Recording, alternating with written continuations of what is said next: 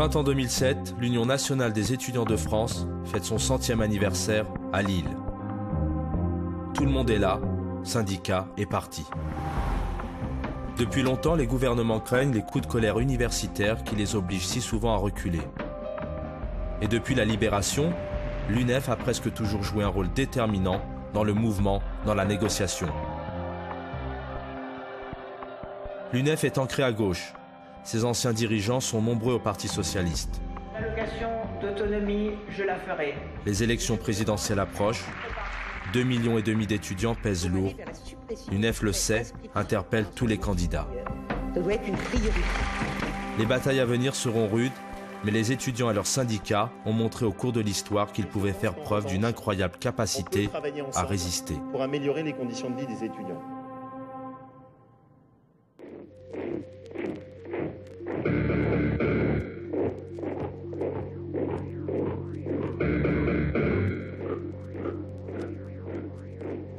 Il faut qu'il y ait un soleil.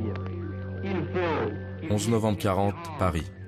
Il faut que quelque part Le général de Gaulle est à Londres depuis des mois. la flamme de la résistance. Ce jour-là, des étudiants et des lycéens manifestent sur les Champs-Élysées. C'est le premier acte de résistance sur le sol français. On l'a oublié. Une partie des tracts qui circulent a été imprimée dans les locaux clandestins de l'UNEF. Ils sont 3000 à braver l'occupant, des communistes, des chrétiens, des gaullistes. Le bilan est lourd, des centaines d'arrestations, des dizaines de blessés, des disparus. Certains sont morts, d'autres se cachent avant de rejoindre le maquis. Ami, si tu tombes, un ami sort de l'ombre à ta place. En 1944, le dirigeant de l'UNEF Gilbert Dru est assassiné à Lyon par la Gestapo. Son engagement était personnel. Le syndicat, lui, s'est limité à condamner le service du travail obligatoire. C'est tout.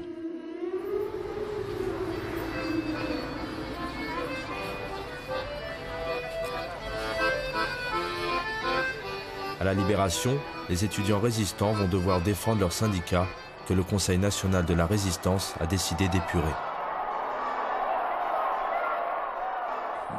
La vérité oblige à dire que les collabos ont été très rares. À notre connaissance, à l'UNEF, on ne connaît pas. L'UNEF a été beaucoup plus, les reproches que nous lui avons fait, nous, les groupes de résistants après-guerre, c'était plutôt de ne pas s'être engagés. Agent de liaison dans le maquis de la Loire, Paul Boucher prend en main l'UNEF à Lyon. Il est soutenu par un noyau d'anciens de l'armée secrète. Au congrès de 1944, les Lyonnais insufflent l'esprit de résistance dans les débats. On rentrait dans l'AG, il y avait à nos 300 camarades étudiants tombés de 1939 à 1945 pour l'honneur étudiant, pour la patrie française et pour la liberté du monde. C'était ça. C'était pas simplement le 11 novembre 40. C'était surtout les gens qui étaient tombés pendant l'occupation.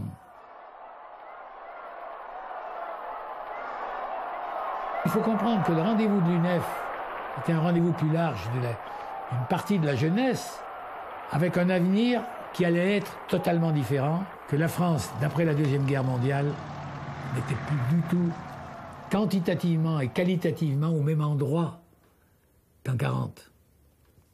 Quantitativement, son poids, elle avait perdu l'Empire, et elle était en train de le perdre. Bon, c'était pas pareil, c'était pas le même poids mondial. Et puis qualitativement, tous les grands trucs, des droits de l'homme, alors qu'il y avait la déportation, que Vichy fait. Le phare des droits de l'homme, tu parles, enfin, il fallait repartir. 500 étudiants parisiens partent pour le Havre. Mais ce n'est pas pour y prendre les bains de mer. C'est pour travailler à reconstruire la ville. L'UNEF monte dans le train de la reconstruction. Paul Boucher est chargé de rédiger une charte qui doit redessiner l'UNEF. Adoptée en 1946 au congrès de Grenoble, elle rompt avec l'esprit d'élite d'avant-guerre et affirme que l'étudiant est un jeune travailleur comme les autres. L'étudiant est un jeune travailleur intellectuel est précédé d'un préambule qu'il faut relire. À l'heure où s'édifie le statut pacifique de nation, à l'heure où la France élabore avec l'Union française, etc., on voulait la décolonisation, à l'heure où les étudiants et la jeunesse élabore les bases d'une révolution économique et sociale au service de l'homme. C'est un langage lyrique qu'à l'heure actuelle, on oserait à peine, on dit, mais qu'est-ce que c'est que ce truc? En 1946 toujours, Paul Boucher et son ami Pierre Rostini se rendent à Prague pour participer à la fondation de l'Union internationale des étudiants. Pendant quelques jours, on rêve d'un monde sans guerre, sans Hiroshima, sans Shoah. Paul Boucher défend un syndicat de combat social, mais ouvert à la diversité des opinions. Un instant, souffle le vent de la Révolution française. Savons aujourd'hui le courage qu'il y a à choisir certains mots pour devise. Et de même que réapparaissent maintenant au fronton de nos édifices les mots sacrés légués par nos pères de liberté, d'égalité et de fraternité, que jamais on ne put effacer de nos cœurs, notre présence ici, dans la jeune République tchèque rénovée, prouve qu'une fois de plus, en effet, la vérité a vaincu.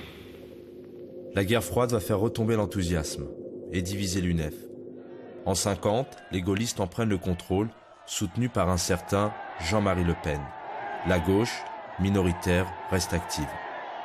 Ce 15 mars 1951, elle descend dans la rue pour défendre le financement de la sécurité sociale étudiante.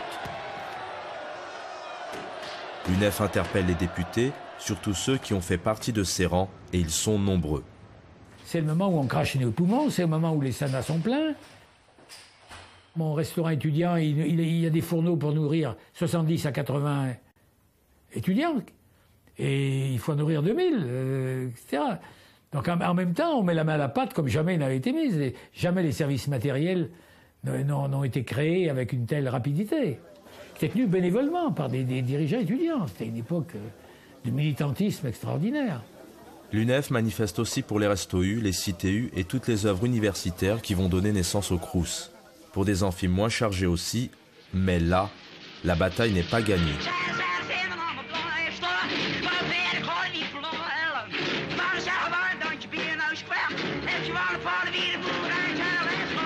Heureux ceux qui peuvent simplement s'infiltrer dans un amphithéâtre.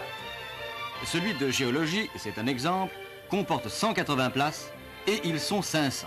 Comment travailler à l'aise dans ces conditions? L'UNEF connaît ses heures de gloire. Un étudiant sur 3 est syndiqué. Et tout le monde a sa place, gauche chrétienne, laïque, gaulliste, y compris l'extrême droite.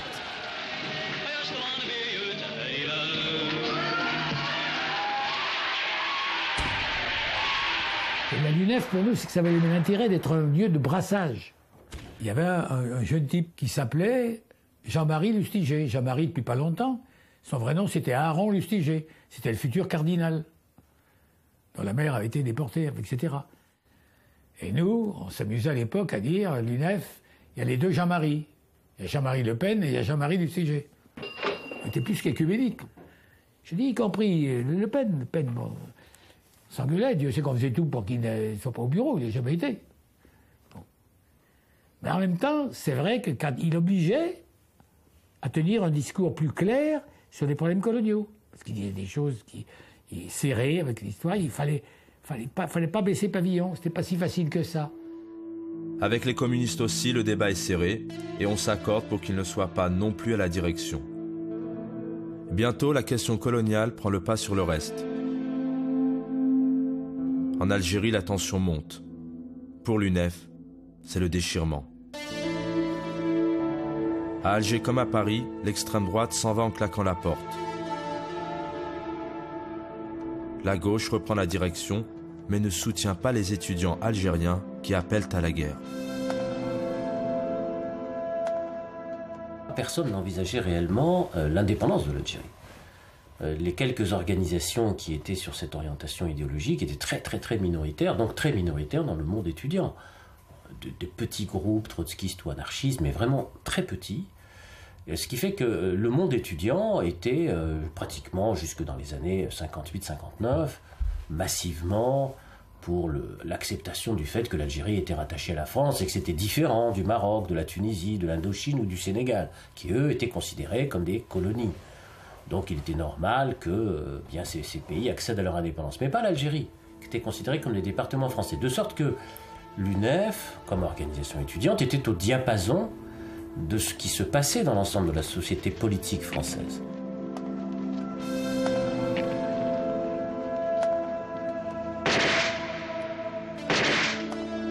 Qu'est-ce qui a tiré là? Qu'est-ce qui a tiré?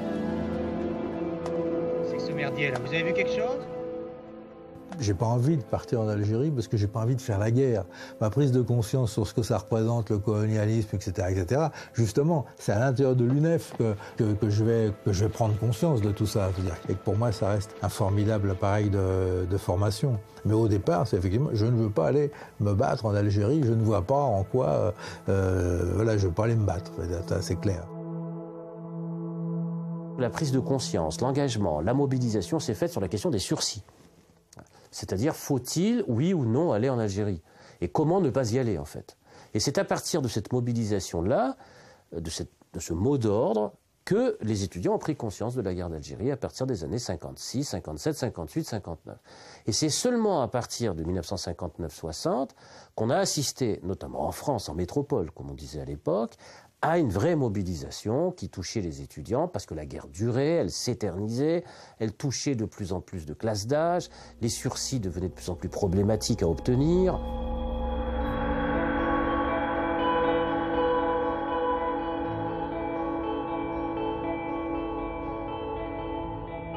La guerre s'intensifie, la répression en France aussi.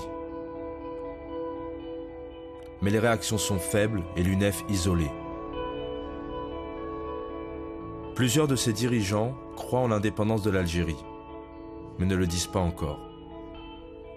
Celui qui était le président de l'UNEF en 61, Dominique Vallon, et un certain nombre de gens qui étaient autour de lui, mais notamment lui, ont eu un rôle absolument déterminant dans l'engagement de l'UNEF en faveur de l'indépendance de l'Algérie.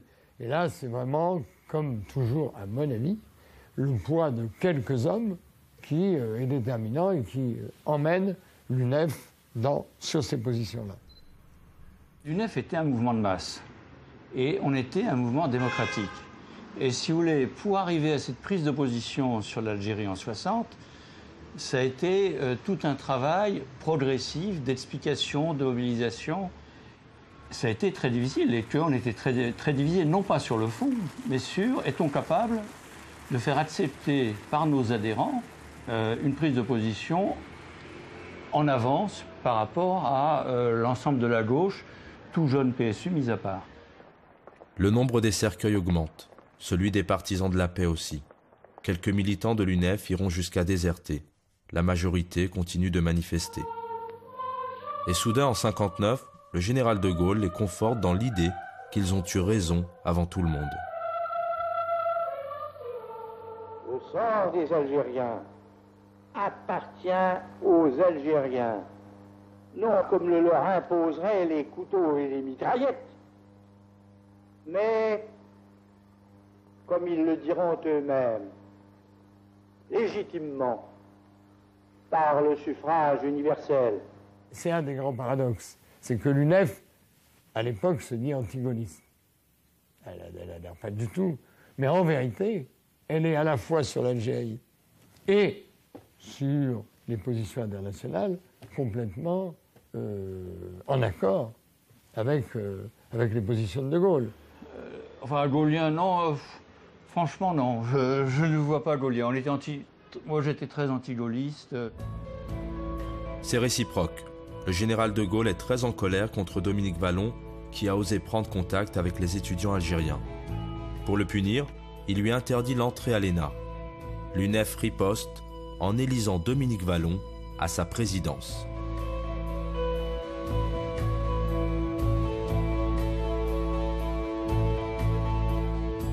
L'UNEF est pratiquement la seule organisation à appeler à manifester contre la nuit tragique du 17 octobre 61 à Paris. Les immigrés algériens en France qui ont été tués par dizaines à Paris, on le sait maintenant. Et l'UNEF a été la première organisation de jeunesse étudiante tout de suite à aller dans la rue.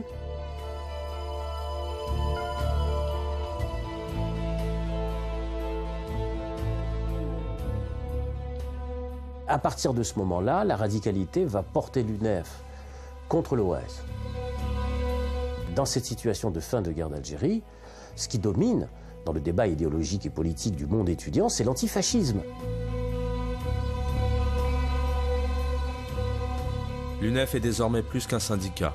C'est le mouvement politique de la jeunesse qui a dit non à la guerre. Les gaullistes en sont partis et lorsque l'Algérie fête son indépendance, les étudiants du PSU se retrouvent pratiquement seuls à la direction.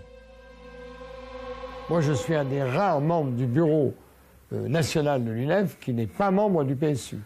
Ma situation n'est pas facile. Je ne me revendique d'aucun parti politique. Je suis vraiment apolitique. Et on dit souvent, être apolitique, c'est déjà commencer à être un peu de droite. Même si j'ai trouvé à l'intérieur du bureau de l'UNEF un fonctionnement qui était non sectaire. On ne m'en a jamais voulu, bien que j'étais quand même un peu le vilain petit canard, puisque je n'étais ni membre du PSU, ni un UEC minoritaire, c'est-à-dire un ex-communiste. L'UNEF est une organisation démocratique, à quelques nuances près tout de même. Dans un congrès, dans une assemblée générale, il est absolument rarissime de voir une jeune fille monter à la tribune. Moi, je me souviens au congrès de l'UNEF, quand Oui. j'ai voulu prendre parole, déjà, j'étais tout au-dessus. Hein. Bon, j'ai déjà dû descendre, tout le monde a regardé. Ensuite, tous les garçons se sont mis à siffler. Hein. Bon, ça a duré un quart d'heure, on réclamait le silence. Plus on réclamait le silence, plus il y avait du bruit. Déjà que j'ai du mal à parler parce qu'on a des voix moins fortes que les vôtres. Alors comment veux-tu qu'on s'explique qu'il n'y a pas moyen ? Vous se déguisez en garçon. Mais est-ce que vous ne pensez pas que tout de même les préjugés vous sont favorables à vous? Non. Non, pas du tout. Oh, Non. Non. Il faudra attendre 30 ans avant que le syndicat élise une femme, Karine Seller, à la présidence. Pour l'heure, la priorité est ailleurs. La première vague du baby-boom arrive, les amphis sont bondés, les moyens financiers ne suivent pas. Il y a actuellement 220 000 étudiants environ. Nous prévoyons qu'en 1970, les effectifs dépasseront 500 000. Et il faudra naturellement que l'aide sous toutes ses formes s'accroisse en conséquence. Quelles réformes proposent à leur tour les organisations étudiantes? Nous l'avons demandé à un représentant de l'Union des étudiants de France. Pour nous, le seul système qui puisse permettre une véritable démocratisation de l'université est un système d'allocation d'études. L'allocation d'études pour tous est une idée simple. L'étudiant est un travailleur intellectuel, il doit donc percevoir un salaire. Personne n'entend le raisonnement et les étudiants sont toujours plus nombreux à travailler pour financer leurs études. Jean-Jacques, élève de l'école centrale de TSF et de télévision, doit aider sa grand-mère chez laquelle il vit. Donc il fallait que je paye mes études et on n'avait pas d'argent dans ma famille, donc je travaillais un peu, je faisais des petits boulots. Et quel métier faites-vous? Vendeur de journaux. Non pas l'Humanité, c'était le journal L'Équipe sur les stades. Journaux sportifs, vous aimez les sports? Oui, en général, mais pas spécialement. Happé par le militantisme, Jean-Jacques Coquart abandonne les stades et même ses rêves de marine marchande. Membre du Bureau national, en charge de la culture, il découvre le théâtre qu'il ne va plus quitter.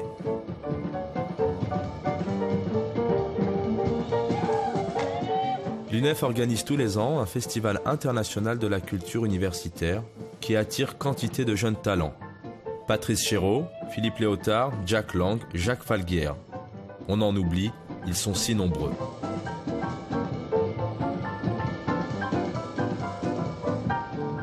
La seule femme qui anime à l'époque un groupe de théâtre étudiant s'appelle Ariane Mouchkine, qui plus tard va créer la compagnie théâtrale que l'on connaît à la Cartoucherie.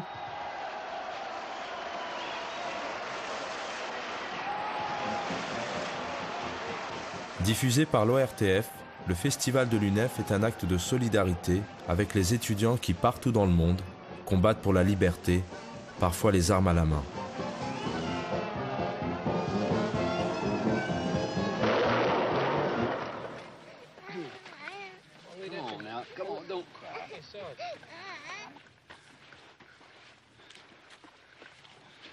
En 1966, les bombardements sur le Nord-Vietnam redoublent d'intensité.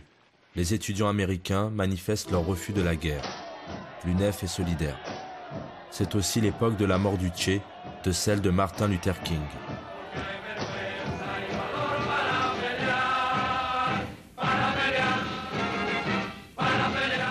dimension internationaliste était très très forte dans ces années-là, hein, dans les années 58-68, ce que soit l'Algérie, Cuba, le Vietnam, ont joué absolument un rôle décisif, à la fois dans l'engagement d'une partie de la jeunesse, mais dans ce qu'on appellera plus tard la politisation de l'UNEF. C'est-à-dire l'idéologisation de l'UNEF, l'abandon, disons, du caractère traditionnel de l'UNEF comme un syndicat classique, on le doit aussi en grande partie au fait que l'international a joué un rôle de plus en plus fort, à travers, entre guillemets, les révolutions anticoloniales, anti-impérialistes, etc. Ça a été un extraordinaire facteur de politisation de l'UNEF, et dans le fait qu'elle se transforme de syndicat en une sorte de grand parti politique, hein, fédérateur, qui jouera le rôle qu'on connaît en 68, avec Sauvageau, bien évidemment.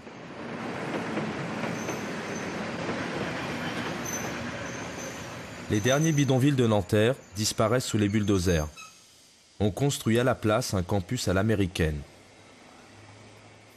L'UNEF se félicite que des enfants d'ouvriers puissent enfin accéder à l'université, mais dénonce le peu de moyens accordés pour les accueillir.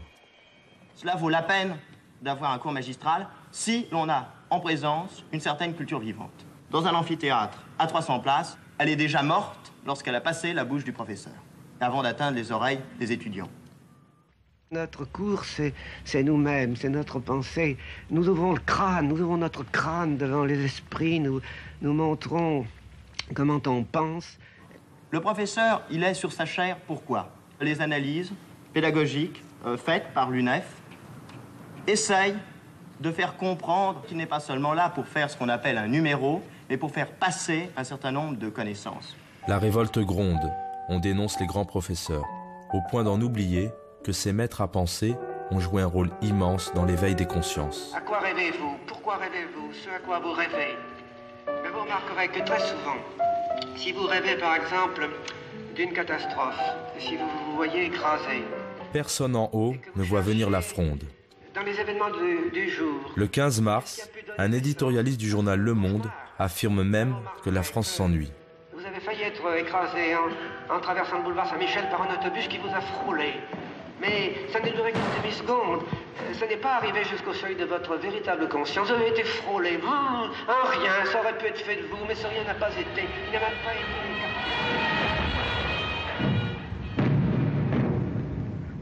La mémoire collective retient les visages qui s'ancrent dans le paysage médiatique.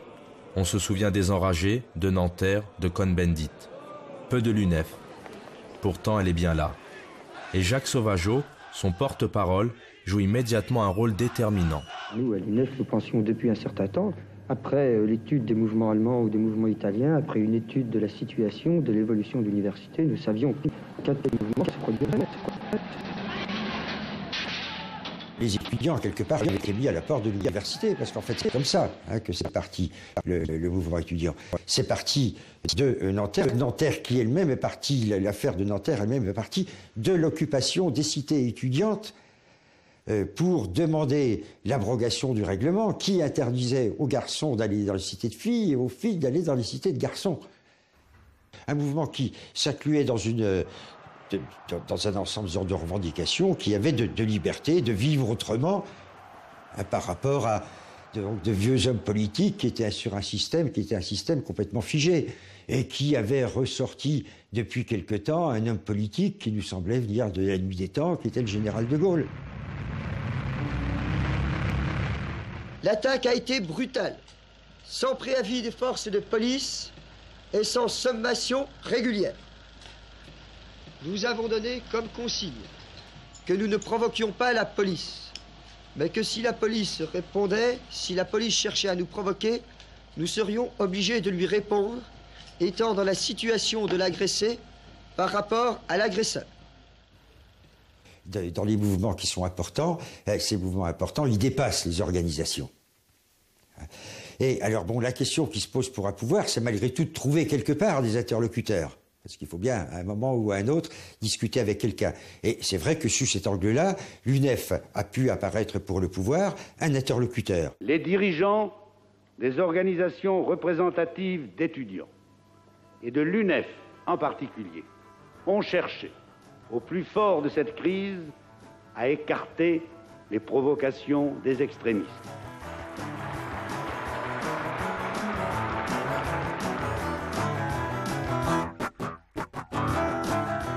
Le souvenir que j'ai de 68, c'est pas un souvenir de violence, c'est plutôt un souvenir de choses qui sont très festives, hein, de choses qui sont très liées à la liberté, qu'on manifestait quand on avait envie et où on avait envie. Eh ben, je vais y aller. Il ne faut pas parler ici, n'est-ce pas? Ah bon, parce que alors qu'on vous demande, on sollicite votre concours. Ah bon? La Sorbonne est ouverte à tous, absolument à tous, n'est-ce pas? Ouais. Vous n'avez qu'à y aller, j'en viens. La cour de la Sorbonne, qui était quand même quelque part un souk incroyable, mais qui était un souk incroyable, pourquoi? Parce que vous aviez là-dedans toutes les organisations politiques, les unes à côté des autres, cohabitant les unes à côté des autres, qui allaient des royalistes, qui allaient aux communistes, qui allaient aux trotskistes, aux maoïstes, au PSU, et ainsi de suite. Donc chacun qui était là, qui racontait ses choses, qui discutait avec les gens qui avaient envie de discuter, enfin bon, donc qui était très révélateur de cette volonté de s'ouvrir, que les gens puissent s'exprimer, aient la parole, qu'ils puissent décider de ce qui les concerne, qu'il puisse y avoir une égalité, que chacun ne vive pas dans son coin, coupé des autres, voilà.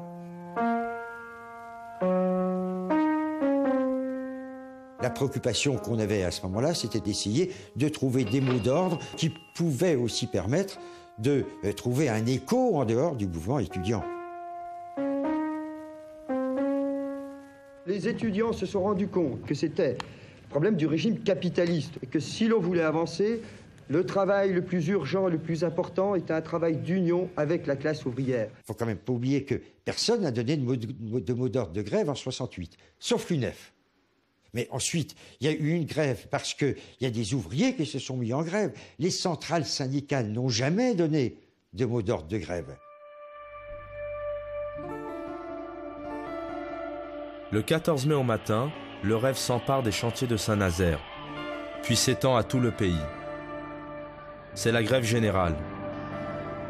Les dirigeants syndicaux et le Parti communiste ne voient pas d'un bon œil cette contagion dans leur rang de la révolte étudiante. Est-ce que vous avez des conversations avec eux actuellement? Oui, nous avons des conversations, ils sont là presque tous les midis, ils vont venir encore cet après-midi, paraît-il. Et est-ce que vous les avez acceptés dans l'usine? Ah non, non. Le discours d'opposition que tenait le Parti communiste par rapport au mouvement étudiant en 68, malheureusement, s'inscrivait dans toute une histoire, elle n'était pas là pour nous surprendre. La préoccupation qu'il avait, c'était d'essayer de faire comment on pourrait en terminer le plus vite possible avec ce mouvement. Je tiens à rappeler que le Parti communiste n'a jamais rien eu de commun avec les groupes soi-disant révolutionnaires dont nous avons dénoncé les méthodes dès le début.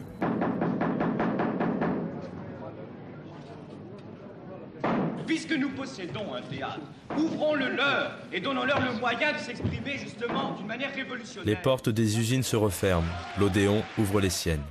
Pendant quelques jours encore, des étudiants vont rêver de changer la vie. Il va se diffuser quelque chose de différent, il va se créer une culture qui est différente. Et quant à moi, je considère justement l'occupation de l'Odéon comme un symbole de ce qui va se répandre. Qu'est-ce qu'on joue ce soir, l'Odéon ? De ce qui va aller beaucoup plus loin. La création permanente. On a eu le sentiment de vivre quelque chose d'exceptionnel, on va dire un grand moment de liberté. Mais on va dire c'était un grand mouvement de liberté sans forcément avoir bien l'idée de ce que ça pouvait représenter. Le sentiment que quelque part on avait écrit un morceau d'histoire, on l'a eu après 68. Parce qu'en 68, on a vécu les choses au jour le jour. Où est-ce qu'il est le comité? Il est à l'extérieur. Comment à l'extérieur? Qu'est-ce qu'il faut à l'extérieur alors? Le comité c'est ici avec vous qu'il doit être. Mai 68 s'achève dans la colère et l'amertume d'une révolution interrompue. L'Odéon est évacué. Un mois plus tard, le général de Gaulle triomphe aux législatives. L'UNEF est épuisée, les étudiants aussi. Le ministre Edgar Faure veut imposer leur participation à la gestion de l'université. C'est le coup de grâce. Les capitalistes ne contrôlent pas la lutte des classes. Les capitalistes ne contrôlent pas la lutte des classes. Personne ne contrôle la lutte des classes. Les 6 ou 7 mouvements politiques, les communistes, les trotskistes, les maoïstes, les trotskistes de telle tendance, tout ce qu'on peut imaginer. C'est un chaudron infernal. Enfin, je veux dire, c'est un chaudron infernal parce que, en gros, quand même, le mouvement, enfin, moi, ce que j'appelle le mouvement étudiant, ne les intéresse pas en soi. Ce qui les intéresse, c'est à un moment donné de faire passer à travers ce mouvement un projet politique. Et donc, il s'agissait d'être à la tête de la chose. Et donc, ça va aller jusqu'à l'éclatement. La discussion qui se mène dans le cours de ce 58e congrès de l'UNEF montre que des positions sont divergentes, très divergentes. Lors du congrès de 70, les militants du PSU se mettent en retrait, les maoïstes s'entre-déchirent. Restent les trotskistes et les communistes.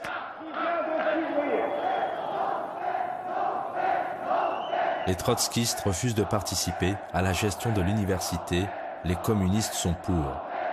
Au congrès suivant, c'est la scission. Les trotskistes restent seuls.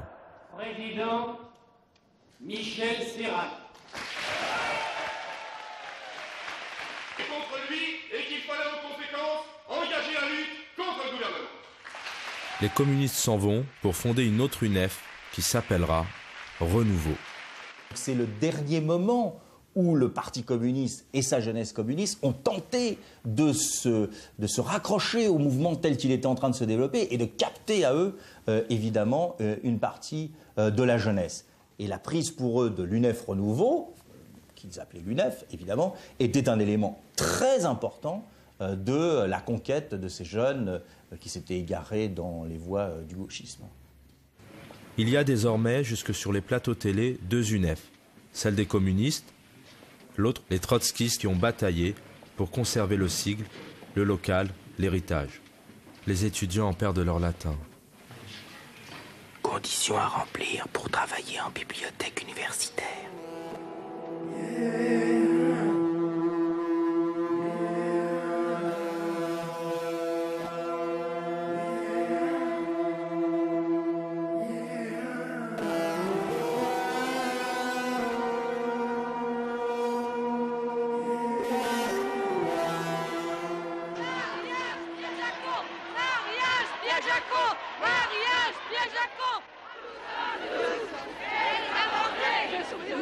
La quasi-disparition des deux UNEF n'empêche pas la contestation étudiante de prendre une ampleur incroyable.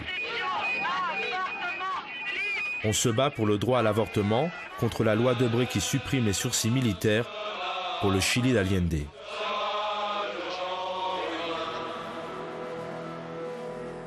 Les groupes révolutionnaires qui dominent la contestation sont très hostiles au discours syndical, jugé étriqué. Le gauchisme explose, non pas en 68 comme on l'a cru, mais au début des années 70, dans le mouvement qui va conduire à 73, etc. C'était des très très très grandes manifestations. On ne peut pas se rendre compte aujourd'hui de ce que cela voulait dire.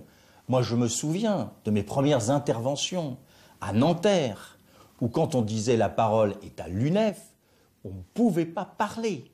Je prenais la parole et on chantait UNEF, gentil UNEF, je te plumerai. Et on me tapait sur les pieds pour que je tombe et que je ne puisse pas finir mon intervention.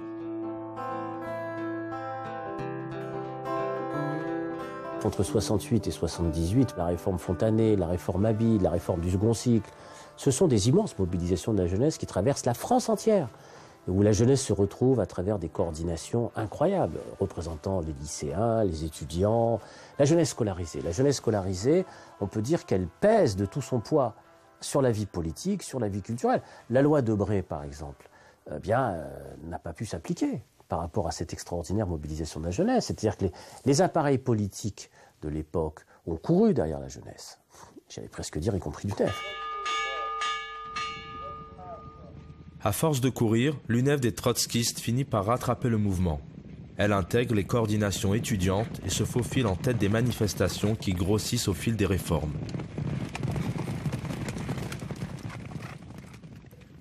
Là, nous avons compris, et d'ailleurs nous l'avons théorisé immédiatement dans nos organisations syndicales ou dans nos organisations respectives, le vocable de l'époque, c'était « nous sommes une force sociale ».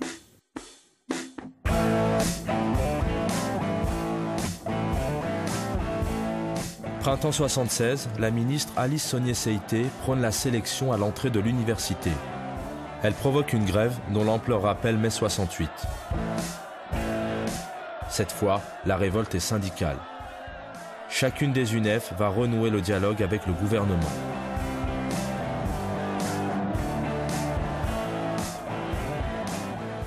On était des artisans assez maladroits, on ne connaissait pas bien notre métier de syndicaliste, hein, et donc Je me souviens de moments de panique quand on était reçu par Lise Saunier-Seïté. Flûte, quelles sont les revendications du milieu étudiant?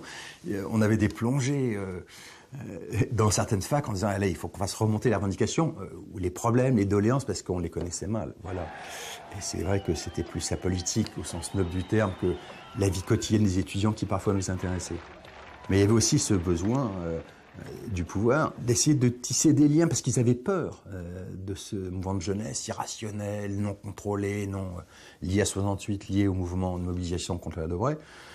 Et voilà, donc moi je me souviens en particulier par exemple, d'une rencontre assez amusante, pittoresque, quand j'y repense avec le recul, d'Alice Saunier-Seïté qui nous reçoit, mais qui, pour être bien sûr d'être dans un monde civilisé, avait demandé à André Bergeron, le vieux patron de Force ouvrière, de nous accompagner. Et puis on était tous étonnés de ce face-à-face avec l'UNEF. L'UNEF, c'est qui? L'extrême gauche. Et donc j'ai le sentiment qu'à la fin de l'entretien, Bergeron avait dit à Alice Saunier-Seïté, bon, mes jeunes amis vont sortir, puis nous allons poursuivre un peu le dialogue tous les deux. Et donc ça s'était fini par un tête-à-tête Bergeron-Alice Saunier-Seïté. L'Union nationale des étudiants de France de tendance trotskiste regroupe, selon ses dirigeants, près de 28 600 adhérents. L'UNEF vivra, disent ses militants, qui refusent d'ailleurs la participation. L'UNEF des trotskistes a le vent en poupe. Elle tend la main à tous ceux qui ont quitté le syndicat au moment de la scission. Après mai 1968, en 1978, est-ce que l'UNEF sort de la marginalité? Eh bien, je crois que l'UNEF n'a jamais été dans la marginalité. Je crois qu'après 68, un certain nombre de courants d'étudiants ont quitté l'organisation syndicale pour faire un certain nombre d'expériences. L'autre UNEF fait cavalier seul, soutenu par le Parti communiste qui rêve d'une masse de jeunes à ses côtés pour peser dans l'union de la gauche. Je crois que le PC a fait l'analyse de son échec en 68. Là, pour lui, la question, s'il veut se placer dans une stratégie de conquête du pouvoir, il est dans une stratégie d'union de la gauche, donc il y a un problème de rapport de force avec le Parti socialiste, il faut conquérir les cœurs et les âmes. Et conquérir les cœurs et les âmes, c'est conquérir ce monde étudiant qui, de surcroît, bouge considérablement dans cette période. On est déjà à plus d'1 million d'étudiants au moment où moi j'arrive. L'ascenseur social est possible. On a des enfants d'ouvriers, des enfants de couches modestes qui rentrent à la fac. Et donc pour le PC, il y a son électorat traditionnel dont les enfants, pour partie, pas tous malheureusement, mais rentrent à l'université. Et donc pour lui, il y a un enjeu. Et pour nous, qui sommes à la fois étudiants communistes, mais moi je me suis d'abord défini comme syndicaliste, eh bien ce combat-là, il s'inscrit dans quelque chose qui est extraordinairement enthousiasmant. C'est la période où il est possible que la gauche arrive aux affaires, qu'on change les choses, où on croit encore que forcément on va vers un monde meilleur. Les étudiants sont unis dans la rue contre l'extrême droite. Et à l'exception des communistes, tous les courants se retrouvent pour fonder en 80 une UNEF plus large, dite indépendante et démocratique. À ce moment-là, pour reprendre ce que François Mitterrand avait dit de ce que nous avions fait, vous avez unifié l'ensemble des forces de gauche et à partir de là, vous prendrez le dessus sur le Parti communiste. C'est assez clair parce que vous êtes dans le sens de l'histoire, pensez à la sienne, évidemment. Là, et Julien Drey, et Harlem Désir, et Patrick Menucci, et Jean-Marie Le Guen, Benjamin Stora, toute une série de gens qui vont faire une certaine partie de leur vie politique dans le mouvement même de la gauche à venir. Il y a un petit jeune qui passe au fond, qui regarde ça de loin, qui s'appelle Manuel Valls. Il y a Alain Boer qui est là et qui, pendant quelques années, a été mon conseiller spécial déjà sur les questions de police. Bref, on a tout le monde. C'était un formidable espace où se retrouvaient les trotskistes de la Ligue, les trotskistes de l'OCI, les rocardiens, les mitterrandistes, des libertaires, etc., etc., où il y avait la possibilité de rencontre, de débattre, d'en finir avec ce qui existait depuis très longtemps. Depuis très longtemps, pratiquement, la gauche avait quitté le pouvoir 20 ans avant. Les gens ne connaissaient pas, heureusement pour eux peut-être, ne connaissaient pas la politique de la gauche en 1957. Les gens avaient perdu le souvenir d'une gauche au pouvoir.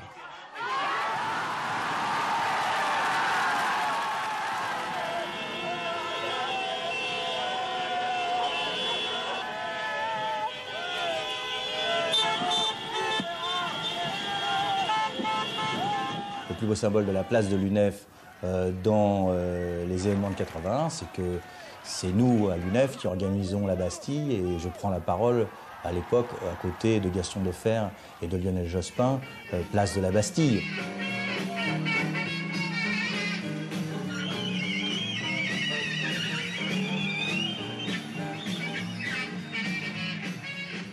La fête dure 2 ans. L'UNEF apprend à discuter avec le pouvoir socialiste les réformes qu'elle entend modifier. Elle finit même par accepter ce qu'elle a toujours refusé, la participation à la gestion de l'université. Vous parlez beaucoup d'indépendance de votre UNEF. Comment vous allez être indépendant alors qu'il y a plus de 100 élus UNEF qui vont siéger dans les conseils d'université? Petit à petit, cette génération va passer du tout de suite à la négociation. Et elle va le faire l'apprentissage de la social-démocratie, l'apprentissage du socialisme, du réformisme. Alors, certains le critiqueront, n'accepteront pas, etc. Mais globalement, dans ce mouvement-là, cette génération s'intègre dans la société.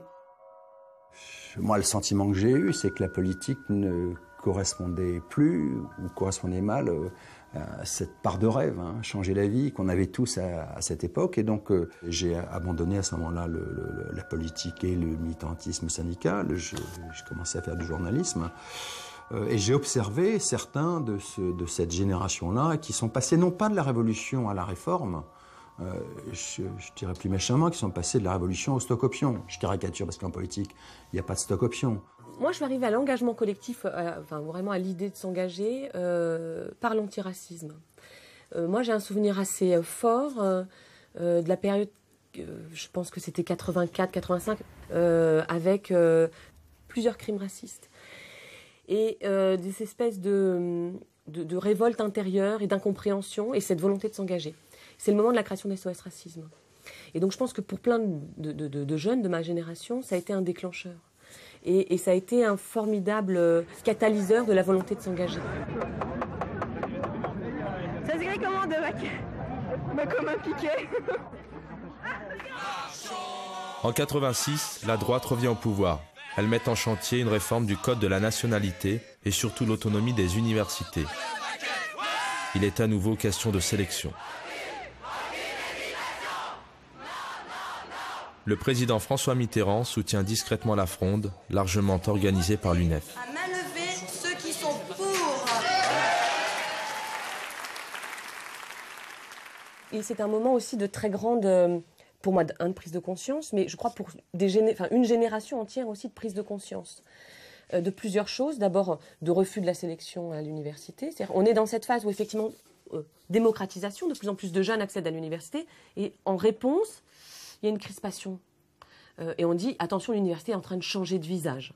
Et donc, il faut sélectionner, grosso modo, il faut refermer les portes, quoi. En tout cas, choisir les étudiants qui vont avoir le droit de rentrer. Et c'est un mouvement d'étudiants, mais ce n'est pas un mouvement de corps. C'est-à-dire que c'est un mouvement, je pense qu'il est révélateur de la société qui dit non. Mais le ministre de l'Éducation nationale, René Monory, a prévenu ce soir, le texte ne sera pas retiré. Le 6 décembre 86, le jeune étudiant Malik Oussekine meurt sous les coups des brigades motorisées. La mort d'un jeune ou le fait d'avoir des blessés est insupportable pour l'opinion publique qui prend fait et cause de manière mécanique pour ses propres enfants. Je suis là d'abord parce que je suis étudiant de Dauphine et parce que c'est un de nos camarades qui est mort hier. Avant la mort de Malik Oussekine, en 86, il y avait déjà 2 camps au gouvernement. Un camp qui ne voulait rien discuter et un camp qui voulait absolument trouver une solution. Et paradoxalement, ces 2 camps se sont inversés pendant les événements. Ceux qui voulaient discuter se sont fait peur après la mort de Malik Oussekine en disant bon ben on discute plus, et ceux qui ne voulaient pas discuter se sont fait peur du fait de la mort de Malik Oussekine et ont commencé à entamer des négociations. Alors, en contrepartie, à l'intérieur du mouvement étudiant, la mort de Malik Oussekine a provoqué une vraie radicalisation qui réduisait le champ de la discussion des possibles à discutons des points qui pourraient être corrigés dans la loi, à retrait immédiat et définitif du texte que Jacques Chirac a assez rapidement compris. J'ai décidé de retirer l'actuel projet de loi.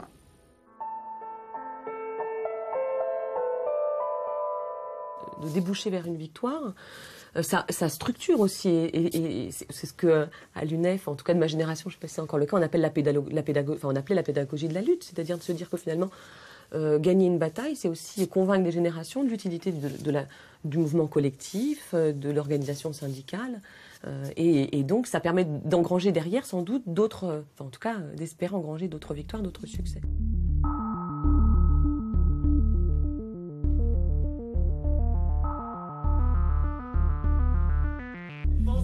Tout au long des années suivantes, l'UNEF dénonce la crise de croissance qui menace une université publique privée de moyens. Le campus de Nanterre, c'est une fac qui a été construite à l'époque pour à peu près 15 000 étudiants. Aujourd'hui, il y en a 29 000 à peu près. Les amphis sont surchargés, les TD pareil. Il y a des TD où ils sont entre 65 et 80. Alors que le campus est très grand et qu'on pourrait facilement construire un nouveau bâtiment pour loger les cours. En refusant l'augmentation du prix des restos U, des chambres en cité, de l'inscription en début d'année, l'UNEF défend les œuvres universitaires que les anciens de l'après-guerre ont mises en place.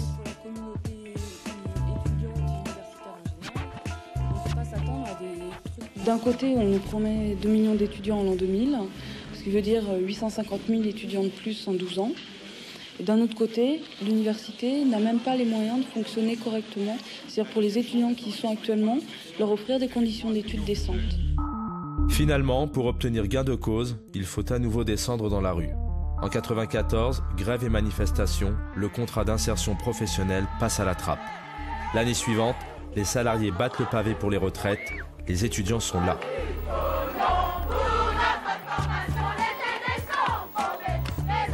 Il y a aujourd'hui plusieurs dizaines de milliers de manifestants ici. Je crois que maintenant la balle est dans le camp du gouvernement, il faut qu'ils nous répondent. 500 000 étudiants dans les rues. Alors, on ne s'en souvient peut-être pas beaucoup parce qu'on est marqué surtout par la réforme Juppé. Et c'est à ce moment-là qu'il y a une grosse peur qui saisit le pouvoir. Je me souviens moi que Bayrou était ministre de l'Éducation nationale et que la priorité de Chirac, c'était de négocier avec nous, absolument. Bon, évidemment c'était trop tard, parce qu'une fois que la jonction est faite dans le mouvement social, que la grève en plus à l'époque était dure, massive, reconductible, la partie était perdue. Réquisition de la fac Pasqua et réquisition de la fac Pasqua. Les frondes étudiantes en 94 puis 95 jouent un rôle évident dans le retour de la gauche au pouvoir 2 ans plus tard, comme la grève de 86 avait favorisé la réélection de François Mitterrand en 88. 2002, l'équation arithmétique ne fonctionne pas. Lionel Jospin, l'ancien de l'UNEF devenu Premier ministre socialiste, doit s'incliner devant Jean-Marie Le Pen, l'ancien de l'UNEF, chef historique de l'extrême droite. C'est l'effroi. Quand moi dimanche j'ai ouvert le poste et j'ai regardé les résultats, je me suis dit non, c'est pas possible, je suis pas en France. Ou si vous souhaitez ce matin qu'on en discute, si vous souhaitez même que le cours passe à autre chose, moi je suis tout à fait ouvert à ça. Je pense qu'il y a des moments où même les programmes officiels doivent être écartés au profit des impératifs historiques. Voilà. L'UNEF, qui vient de se réunifier avec les communistes, appelle à la grève. Les jeunes adhérents de 2002 découvrent l'engagement politique au sein même du syndicat. C'est tellement important parce que c'est le moment d'émancipation, c'est le moment où on devient finalement un adulte à tous les niveaux de sa vie, notamment d'un point de vue intellectuel, de conscience politique, du rôle qu'on veut jouer dans la société, du sens même qu'on veut donner à sa vie. Il y a tellement de choses qui se jouent dans cette période-là de la vie. Et avoir la chance de passer par le syndicalisme étudiant, de passer par l'UNEF, bon, en tout cas, je considère ça comme une chance incroyable. Et j'ai eu la chance d'être président de l'UNEF assez jeune, parce que j'avais 24 ans. Il y a eu le CPE tout de suite, donc j'étais très jeune, je n'étais pas du tout préparé à ça. Et là, finalement, on n'a pas trop le choix. Il faut faire le boulot, il faut faire le job, parce que derrière, il y a un syndicat tout entier qui attend qu'on le fasse bien, qu'on soit un bon porte-parole, qu'on mène des bonnes négociations, qu'on fasse les bons choix, y compris parfois dans des situations très difficiles. Donc c'est des nuits blanches interminables, c'est un stress incroyable, en tout cas pendant le CPE. A posteriori, j'en garde un bon souvenir. Ce n'était pas le cas pendant les mobilisations, c'était très difficile.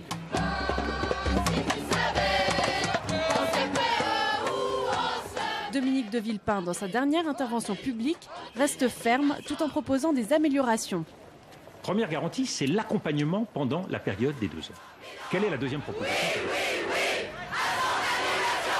On a tout de suite utilisé cette formule d'insulte à une génération. Et finalement, honnêtement, ce n'était même pas les étudiants qui allaient le plus souffrir du CPE. C'était plutôt ceux qui étaient sortis sans qualification du système scolaire ou sans aucun diplôme de l'enseignement supérieur. Mais ce n'était pas les étudiants, à ce moment-là en tout cas, peu probablement, qui allaient souffrir du contrat première embauche. Et pourtant, il était absolument naturel qu'il appartenait à l'UNEF, peut-être parce qu'il n'y a pas d'autres organisations à côté pour défendre les intérêts des jeunes générations d'aujourd'hui. En tout cas, assez naturellement, on s'est donné cet objectif qui, il faut bien le reconnaître, avec le recul, est un objectif très ambitieux et audacieux, mais qui était d'être le porte-parole d'une génération entière.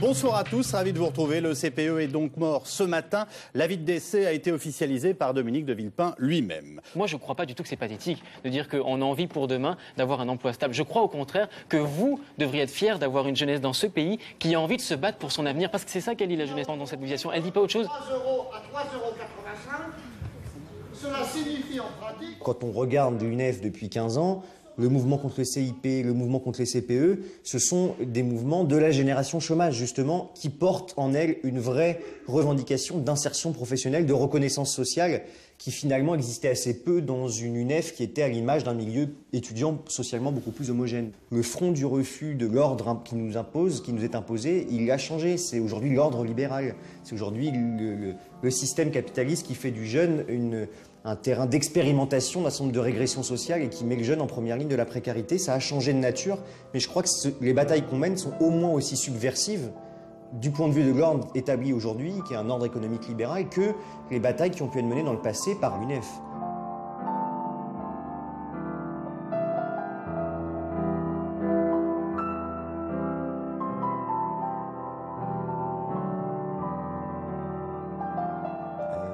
Moi, je vouerais une reconnaissance éternelle à l'UNEF. Elle m'a tout appris, elle m'a sorti d'études très académiques, très tradis, dans lesquels je me faisais un peu chier pour me faire voir ce qu'était la réalité de la société. Elle m'a appris à être à l'aise en public, elle m'a appris à savoir travailler en groupe, à savoir m'investir dans un collectif, elle m'a appris à regarder le monde peut-être d'un point de vue un peu moins égoïste, avec un peu plus de regard pour les autres. L'UNEF c'est une école de formation exceptionnelle pour moi comme pour des générations entières. J'ose espérer que, quel que soit le niveau de responsabilité en l'UNEF, on en sort un peu meilleur qu'on y est rentré.